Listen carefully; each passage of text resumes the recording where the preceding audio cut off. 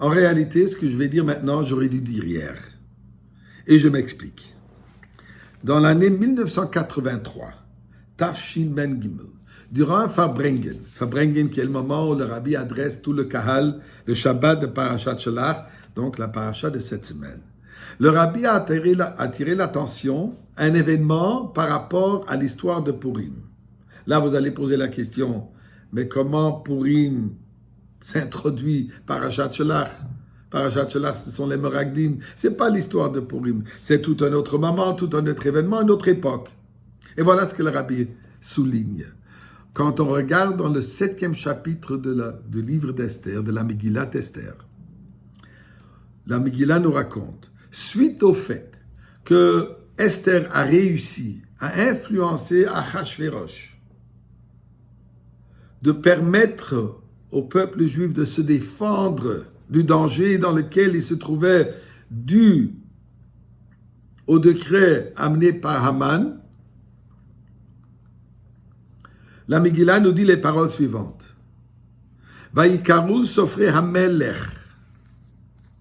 et les scribes du roi ont été appelés à ce moment de faire quoi? À quel moment? Chodesh Hashelishi. 3e mois, il précise, ou Chodesh Sivan, qui est le mois de Sivan. Quel jour? Bishlosha ve'esrim bo, au 23e jour du mois de Sivan, donc qui correspond à hier. Et c'est pour ça que je dis, j'aurais dû le dire hier, mais nous savons que dans le judaïsme, c'est jamais trop tard. On peut toujours se rattraper. Donc, je le mentionne aujourd'hui. Qu'est-ce qu'ils ont écrit? Vaïkatev kechol asher tziva Mordechai el haYehudim. Ils ont écrit tout ce que Mordechai a ordonné au peuple juif. Et il leur écrit chacun de son langage. Mordechai parle à tout le peuple, à tous les peuples. Il parle dans leur langage et au peuple juif dans le langage que le juif comprend. Mais la Yehudim kirtavam vechilshonam.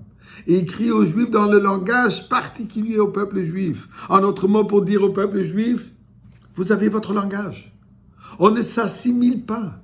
On a le langage de Torah, on a le langage hébraïque, on a le langage divin, on a le langage de vérité, le langage de judaïsme. Et qu'est-ce qu'il écrit? Et voilà qu'il écrit que nous avons la permission, d'après la signature du roi, de se réunir, se rassembler et se protéger.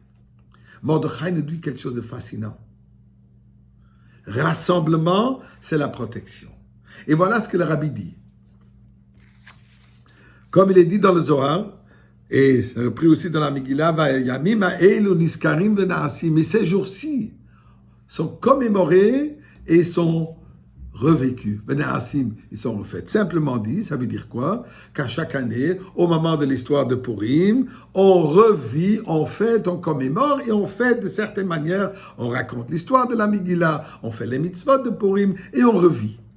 Mais le Zohar, je m'excuse, dans la Kabbalah, la Arizal, il dit autre chose, plus profond.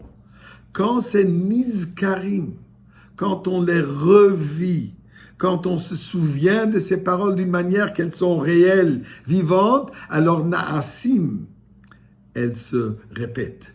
Cette énergie divine qui se dévoile qui s'est dévoilée à cette époque, ce miracle qui fut au moment de Purim, Na'asim, peuvent se refaire aujourd'hui.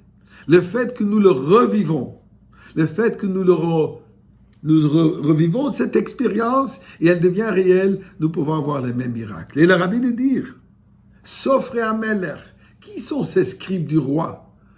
Les scribes sont, le roi, c'est bien sûr, c'est l'Éternel. Le roi du monde. Puisque d'ailleurs, à chaque fois dans la Megillah, quand on parle du roi, on parle à Melech, c'est le roi, c'est Dieu lui-même.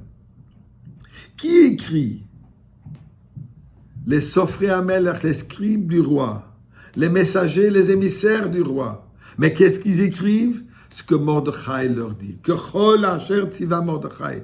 Tout ce que Mordechai commande. Nous dit le Rabbi. Bien sûr que c'est Mordechai de la génération qui indique, mais nous sommes tous Am Mordechai. Nous sommes tous le peuple de Mordechai. Et nous prenons leçon, nous apprenons notre comportement tel que Mordechai. C'était quoi le comportement de Mordechai? Quand Haman a demandé et exigé que tout le monde se prosterne devant lui, Mordechai lo yecha velo ishtachave. Mordechai ne suit pas le courant, les mouvements du monde. Mordechai suit le mouvement tracé par Dieu lui-même. Fidèle au message divin, fidèle à la voie juive, la voie de Torah. De cette manière, nous sommes le peuple de Mordechai. Nous faisons la même chose. Et qu'est-ce que Mordechai fait? Il réunit 22 000 enfants. Leur enseigne les lois du Beth Amikdash. Même durant l'époque où le Beth Amikdash n'existait pas, Mordechai le leur enseigne. Nous dit le Rabbi, en nous faisant la même chose aujourd'hui, l'unification du peuple juif, parlant à toutes les nations dans leur langage et respecter toutes les nations. Mais nous avons notre langage. En parlant notre langage, en étudiant la Torah, en étudiant les lachot du Beth Amikdash, et surtout en se réunissant tous ensemble, Am Echad, nous allons mériter la Géoula aujourd'hui même.